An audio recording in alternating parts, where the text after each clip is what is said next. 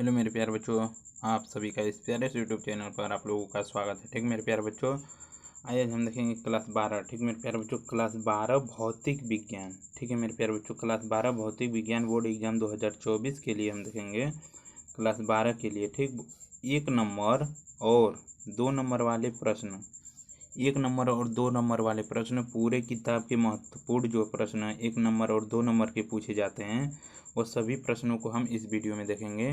और 100% जो है यही प्रश्न आएगा 2024 के लिए। ठीक, अगर वीडियो अच्छा लगेगा तो वीडियो को लाइक कर दीजिएगा, चैनल पर नए आए तो चैनल को सब्सक्राइब कर लीजिएगा।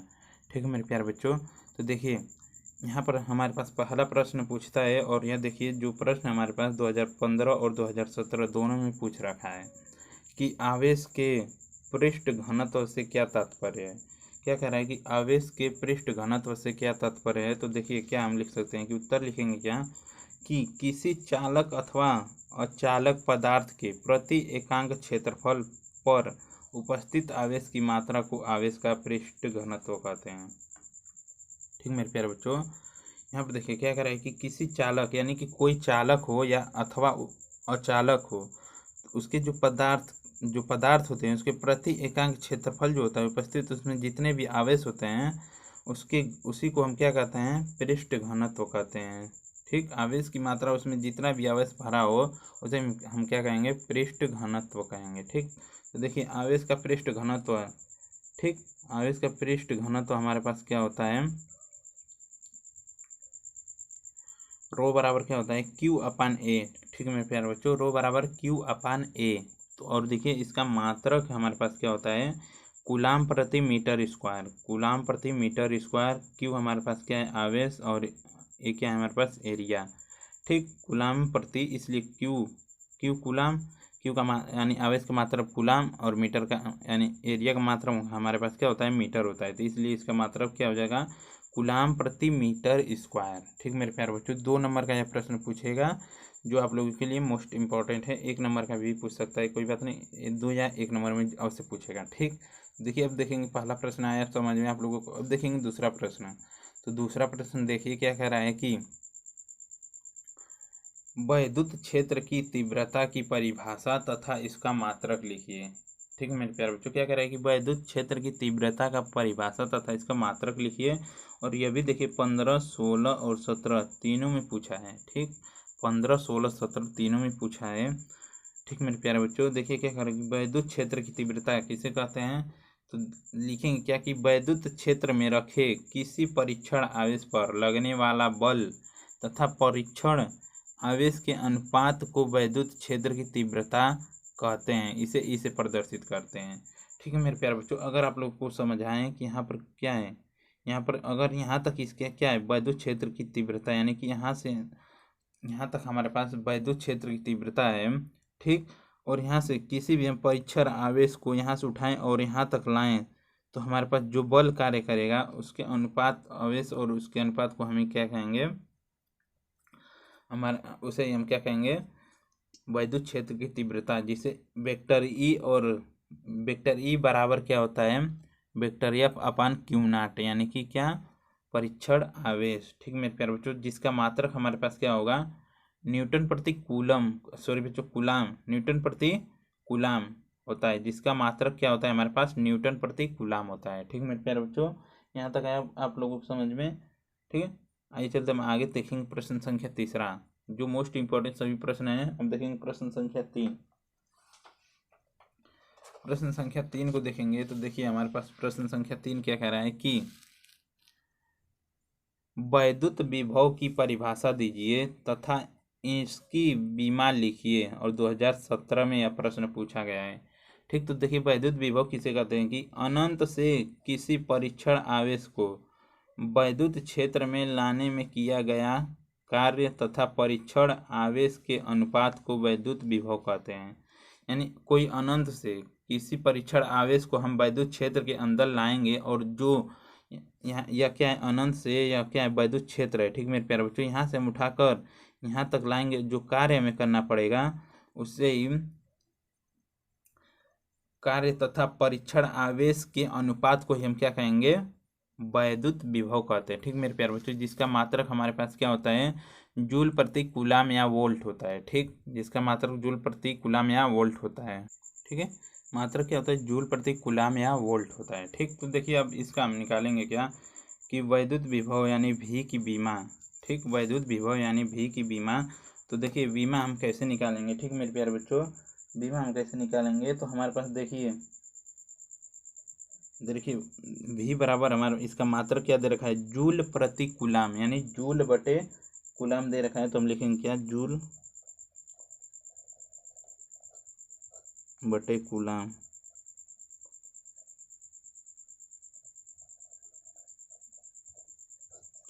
ठीक, जूल बटे कूलाम।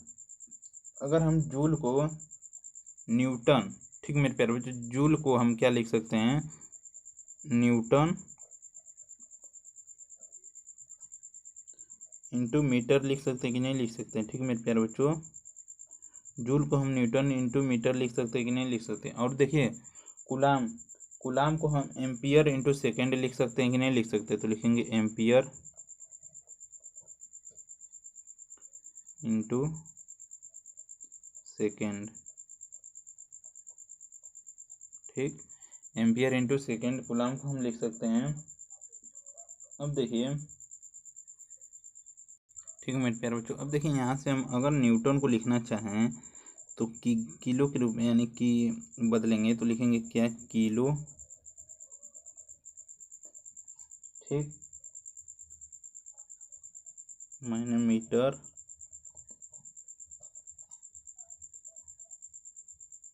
इंटू क्या होता है, सेकेंड स्क्वायर। ठीक मेरे प्यारे बच्चों, गुणे मीटर है तो मीटर हम लिख लेंगे। अब देखिए यहाँ से बटे में एम्पियर, एम्पियर बटे सेकेंड दे रखा है तो हम लिख लेंगे एम्पियर बटे सेकेंड। तो एम्पियर इंटू सेकेंड। ठीक, एम्पियर इंटू सेकेंड हो गया। अब देखिए यहाँ से हम क्या लिखेंगे कि ये क्या है, सेकेंड स्क्वायर। यहाँ पर देखिए किलोमीटर और यहाँ पर मीटर, तो यहाँ पर हमारे पास क्या हो जाएगा, बराबर किलो यानी कि किलो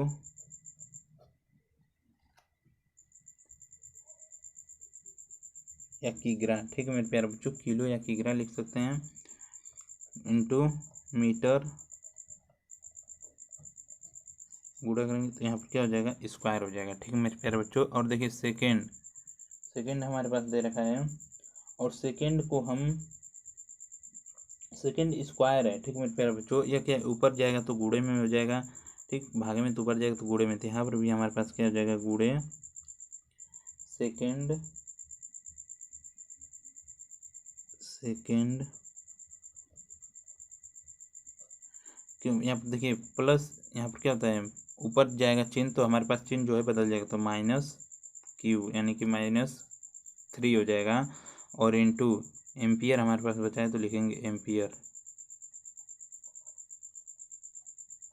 ठीक, एम्पियर का -1। ठीक मेरे प्यारे बच्चों, एम्पियर का क्या हो जाएगा, -1, क्योंकि यहाँ पर प्लस रहेगा और ऊपर जाएगा तो माइनस में हो जाएगा। ठीक, अब देखिए किलो को हम लिखना चाहें तो बीमा का सदैव हम कोष्टक में लिखते हैं। ठीक मेरे प्यारे बच्चों, तो बीमा हम सदैव बड़े कोष्टक में, यानी किलो को हम एम यानी कि एम द्रव्यमान और मीटर यानी कि लंबाई। ठीक, L की पावर 2 और समय यानी कि टी। ठीक, सेकेंड पर -3 दे रखा है और एम्पियर यानी कि ए पर -1, यही क्या हमारे पास बीमा हो जाएगी किसकी, तो वैद्युत विभव की बीमा होगी। ठीक मेरे प्यारे बच्चों, वैद्युत विभव की बीमा यही हमारे पास होगी। ठीक, यहाँ तक है आप लोग समझ में, वैद्युत विभव की बीमा यही होगी। ठीक है, अब देखिए ये चलते हैं हम आगे, अगला प्रश्न देखेंगे। देखिए अब प्रश्न संख्या हम 4 देखेंगे। ठीक, 3 तक आया आप लोग समझ में। अब देखिए प्रश्न संख्या 4 कि संधारित्र की धारिता की परिभाषा लिखिए। ये भी देखिए 2015, 16 और 22 में पूछा है। तो संधारित्र की धारिता, तो देखिए क्या होता है कि किसी संधारित्र की धारिता उसकी एक प्लेट को दिए गए आवेश तथा दोनों प्लेटों के बीच उत्पन्न विभवांतर के अनुपात के बराबर होती है। यानी कि अर्थात संधारित्र की धारिता C बराबर क्या होता है, Q/V। ठीक मेरे प्यारे बच्चों, यहाँ पर क्या कह रहा है कि संधारित्र की जो दो प्लेटें होती हैं, ठीक मेरे प्यारे बच्चों, यहाँ पर जो दो प्लेटें होती हैं, यानी कि दोनों प्लेटों के बीच जो है हम उत्पन्न इसमें यहाँ पर धारा देंगे तो इसके बीच जो विभवांतर उत्पन्न होगा उसके अनुपात के क्या होगा, आवेश के अनुपात क्या होगा, बराबर होगा। ठीक, आवेश के अनुपात क्या होता है, बराबर होता है। उसे हम क्या कहते हैं, संधारित्र की धारिता। ठीक मेरे प्यारे बच्चों, यहाँ तक है आप लोग समझ में। अब देखिए आगे चलते हैं। परावैद्युत सामर्थ्य एवं भंजक विभवांतर को स्पष्ट कीजिए। तो परावैद्युत सामर्थ्य किसे कहते हैं, तो देखिए क्या कह रहा है कि किसी परावैद्युत पदार्थ के लिए वह अधिकतम वैद्युत क्षेत्र जिसे पदार्थ बिना वैद्युत भंजन, क्या कह रहा है कि पदार्थ बिना वैद्युत भंजन के सहन कर सकता है, उस पदार्थ की परावैद्युत सामर्थ्य कहलाती है। ठीक मेरे प्यारे बच्चों, इसके कहने का मतलब यह है कि अगर हम किसी चीज़ में आवेश दें और उसकी इलेक्ट्रॉन जो होते हैं, ठीक मेरे प्यारे बच्चों, जितना अधिक तक समर्थन यानी कि सहन करने में सक्षम होते हैं, उसे अगर इलेक्ट्रॉन नहीं गमन करे या सहन कर लिए तो उसे हम क्या कहते हैं, परावैद्युत सामर्थ्य कहते हैं। ठीक, अब देखिए भंजक विभवांतर किसे कहते हैं, तो किसी संधारित्र की प्लेटों के बीच वह अधिकतम विभवांतर जिस पर प्लेटों के बीच रखे परावैद्युत पदार्थ में भंजन होने लगता है, भंजक विभवांतर कहलाता है। ठीक मेरे प्यारे बच्चों, क्या होता है, भंजन होने लगता है, यानी कि उसके जो इलेक्ट्रॉन होते हैं, जो परावैद्युत पदार्थ रखा होता है उसके इलेक्ट्रॉन क्या होते हैं, गमन करने लगते हैं, तो वहाँ पर हमारे पास क्या होता है, भंजक विभवांतर। उसी को हम क्या कहते हैं, भंजक विभवांतर कहते हैं। ठीक, यहाँ तक है आप लोग समझ में। अब देखिए हम देखेंगे किरचॉफ का धारा का नियम, किरचॉफ का धारा का नियम। ठीक है मेरे प्यारे बच्चों, तो देखिए किरचॉफ का धारा का नियम हम किसे कहते हैं कि किसी दिष्ट धारा वैद्युत परिपथ की किसी संधि पर समस्त धाराओं का बीजगणितीय योग शून्य होता है, अर्थात समेशन I बराबर क्या होगा, हमारे पास शून्य होगा। ये क्या है, हमारे पास किरचॉफ के धारा का नियम। ठीक मेरे प्यारे बच्चों, किरचॉफ का धारा का नियम यही है। ठीक, यहाँ तक है आप लोगों को समझ में। आइए चलते हैं आगे अगले प्रश्न को देखेंगे। देखिए अब 7 हमारा क्या कर रहा है, प्रश्न 7 क्या कर रहा है कि सेल के आंतरिक प्रतिरोध से आप क्या समझते हैं। क्या कह रहा है कि सेल के आंतरिक प्रतिरोध से आप क्या समझते हैं, तो देखिए लिखेंगे क्या कि जब किसी सेल की प्लेटों को तार द्वारा जोड़ देते हैं तो तार में वैद्युत धारा की, ठीक, वैद्युत धारा की धन प्लेट से ऋण प्लेट की ओर तथा सेल के भीतर उसके घोल में ऋण प्लेट से धन प्लेट की ओर बहती है। ठीक मेरे प्यारे बच्चों, अगर हम धन प्लेट की जो वैद्युत धारा को धन प्लेट में जोड़ेंगे तो ऋण प्लेट की ओर बहेगी, और सेल में क्या होगा, ऋण प्लेट से किसके, धन प्लेट की ओर बहती है, यानी कि जो सेल के अंदर घोल होता है वह ऋण प्लेट से धन प्लेट की ओर बहती है। तो इसी प्रकार सेल की दोनों प्लेटों के बीच सेल के भीतर वैद्युत धारा के प्रवाह में घोल द्वारा उत्पन्न अवरोध को सेल का आंतरिक प्रतिरोध कहते हैं। ठीक मेरे प्यारे बच्चों, जो इसमें उत्पन्न अवरोध होता है उसी को हम क्या कहते हैं, सेल का आंतरिक प्रतिरोध कहते हैं। यहाँ तक है आप लोग समझ में। आइए चलते हैं प्रश्न संख्या 8 को देखेंगे। प्रश्न संख्या 8 क्या कह रहा है कि सेल के विद्युत वाहक बल एवं टर्मिनल विभवांतर में अंतर स्पष्ट कीजिए।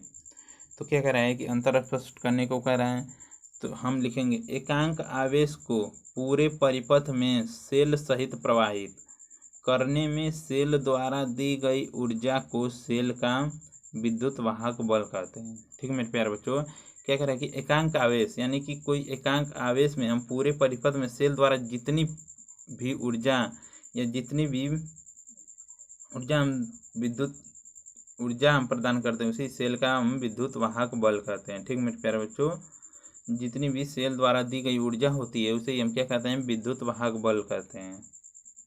अब देखिए, जबकि किसी परिपथ के दोनों बिंदु के बीच एकांक आवेश को प्रवाहित करने पर किए गए कार्य को उन बिंदुओं के बीच टर्मिनल विभवांतर कहते हैं। जो उन एकांक समय में किया गया जो कार्य होता है उन दोनों बिंदुओं के बीच का हम उसे क्या कहते हैं, टर्मिनल विभवांतर कहते हैं। आइए देखते हैं आगे प्रश्न संख्या 9। और देखिए आखिरी प्रश्न है इस वीडियो का, ठीक मेरे प्यारे बच्चों। तो देखिए यहाँ पर देखिए एक सेल का विद्युत वाहक बल 2 वोल्ट है। क्या कह रहा है कि एक सेल का विद्युत वाहक बल 2 वोल्ट है। तो इस कथन का क्या अर्थ है? तो इस सेल का विद्युत वाहक बल 2 वोल्ट है, इस कथन से तात्पर्य है कि यदि किसी परिपथ में उस सेल को जोड़ा जाए तो परिपथ को 2 वोल्ट ऊर्जा प्राप्त होगी। ठीक मेरे प्यारे बच्चों, क्या होगी? 2 वोल्ट ऊर्जा प्राप्त होगी। अगर वीडियो अच्छा लगा तो वीडियो को लाइक कर दीजिएगा, चैनल पर नए आए तो चैनल को सब्सक्राइब कर लीजिएगा। ठीक है मेरे प्यारे बच्चों, देखिए जो जितने भी प्रश्न हमने बताया है ये 2 या 1 नंबर में पूछे जाते हैं बोर्ड एग्जाम 2024 के लिए, क्लास 12 के लिए, जो मोस्ट इंपॉर्टेंट है। धन्यवाद मेरे प्यारे बच्चों, धन्यवाद वीडियो को लास्ट तक देखने के लिए, धन्यवाद। आइए मिलते हैं अगले प्रश्न के अगले वीडियो में, तब तक के लिए बाय।